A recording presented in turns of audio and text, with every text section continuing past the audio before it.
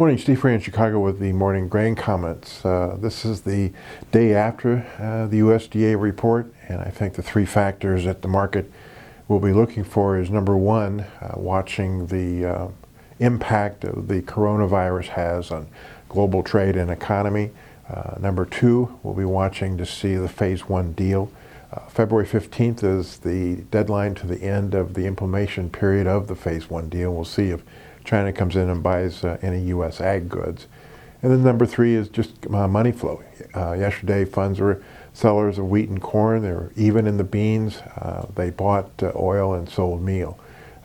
So first of all, as far as the USDA numbers were concerned, this was the USDA World Outlook Board S&D people first attempt to try to plug in some kind of impact the phase one deal has on U.S. exports and maybe carryouts. For the most part, they raised soybean and wheat exports, but they lowered corn exports. They also raised the Brazilian soybean crop, and they also raised China imports. So from my viewpoint, it was a little disappointing that the numbers weren't bigger, and that's why I think the market is kind of sitting right here with March beans right now at 884, unchanged on the night. March corn, 378. And March wheat at 541. Now, the outside markets are trading as if we'll find some type of control on the spread of the virus. The virus is now 44,600 cases and over 2,000 deaths. But stocks are higher, dollars marginally higher, and crude is higher. As far as the S&Ds are concerned, I think most people felt that the USDA numbers were in line with expectations. Maybe the bean carryout was just a little bit lower. Now we're going to be looking at two things. Number one, February is the time in which grains tend to make lows for at least between now and springtime.